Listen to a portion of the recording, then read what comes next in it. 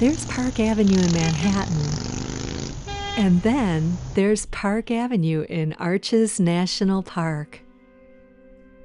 These towering fins of sandstone rise like skyscrapers, except they were never built by stacking layer upon layer.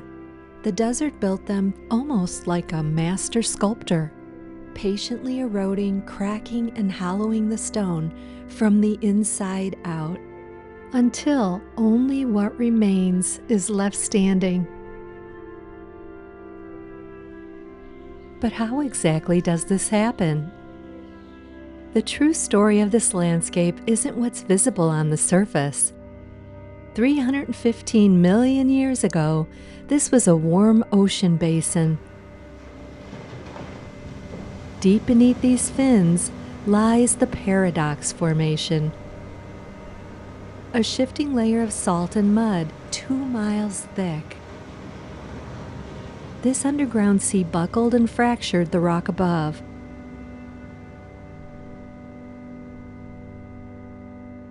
Creating the parallel fins we see today. Then, rain slips into those cracks, slowly widening them over centuries, hollowing the stone from within until a window appears, and a beautiful arch is born. I love that it's called the Paradox Formation. Here, pressure, stress, and cracking don't destroy beauty, they create it. But there's another paradox at work, the illusion of permanence. These massive structures look eternal, yet the only real constant is change. We saw it in 1991 when a 60-foot slab crashed from Landscape Arch.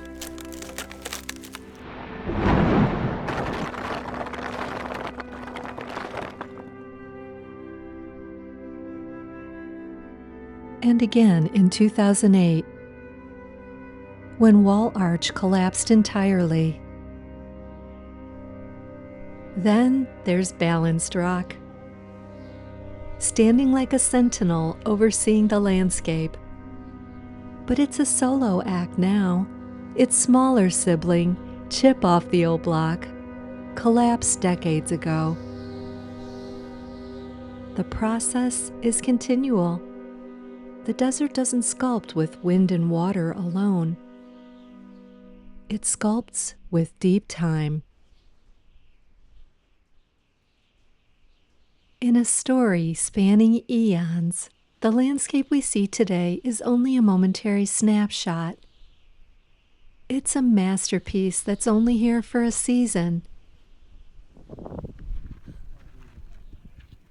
And perhaps that is exactly why it's so easy to cherish.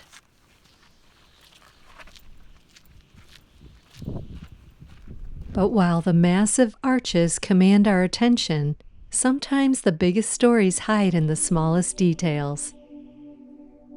Take the work of Bud Turner, a retired photographer who realized that digital tools could detect pigment particles the human eye simply couldn't see. In 1980, the ancient courthouse wash panel was tragically vandalized with wire brushes and bleach. It seemed like the history was obliterated, but using infrared photography, Bud was able to see through the damage. He discovered that the images weren't gone. They were just waiting for the right light to reveal them. His lens uncovered a conversation across time, hidden layers of imagery, 3 or 4 deep, that had been invisible for centuries. Bud realized these weren't quick sketches, but massive undertakings. The artists spent weeks preparing the stone. It's a powerful reminder, even with our most advanced technology, the past refuses to give up all its secrets. What remains is often more mysterious than we imagine.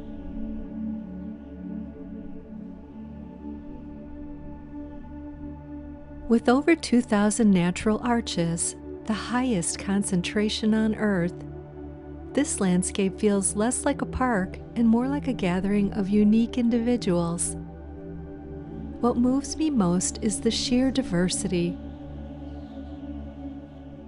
We have Landscape Arch, the longest natural ribbon arch in the world.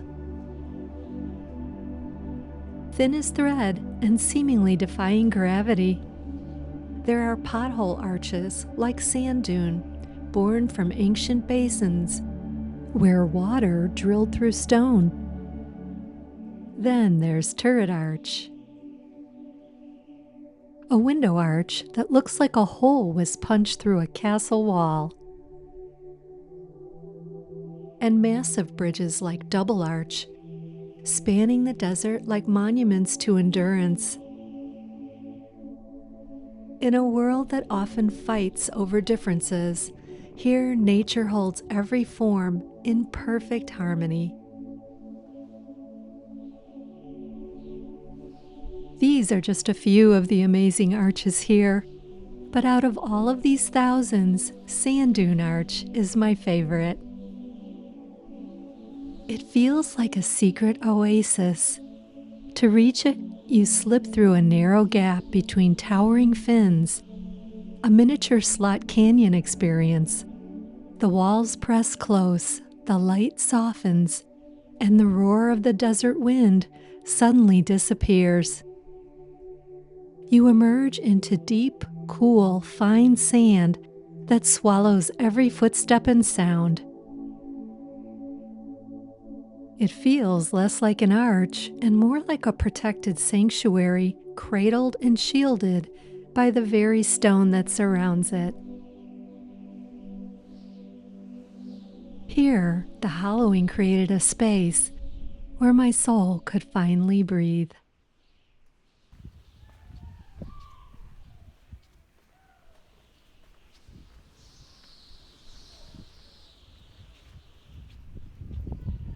I stayed back at the lower viewpoint, watching delicate arch from a distance. It's a freestanding wonder, a fragile bridge of stone that has weathered away from its original fin. There's a legend that its name was swapped with Landscape Arch by mistake during the early mapping.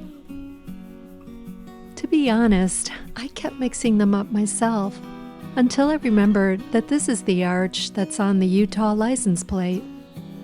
Looking at it now, the name doesn't really matter. It stands there on the rim in quiet defiance, perfectly framing the sky. Here is where it finally clicked for me. I had spent years building layer after layer, believing more would finally make me whole. But these arches revealed a deeper truth. The real self appears when I allow life to carve away what no longer serves. In that sacred opening, illumination finds its way through. The most beautiful thing about an arch isn't the stone that remains, it's that it no longer stands in the way of the light.